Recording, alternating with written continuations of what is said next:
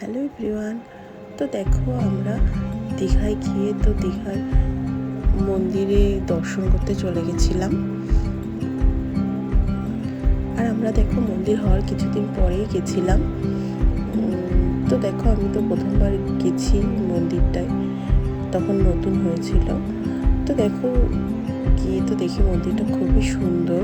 তো আমরা সন্ধ্যাবেলায় পৌঁছে গেছিলাম, ভাবছিলাম হয়তো খুব ভিড় হবে, কিন্তু সেমন একটা ভিড় হয়নি।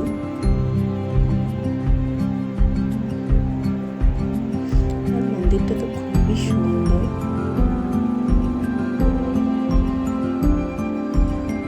তো দেখো আমরা মন্দিরের ভেতরেও ঢুকে গেছি, আর এখানে রাহি আমার কোলে ঘুমিয়ে গেছিলো, তারপর আবার একটু উঠেও গেছে।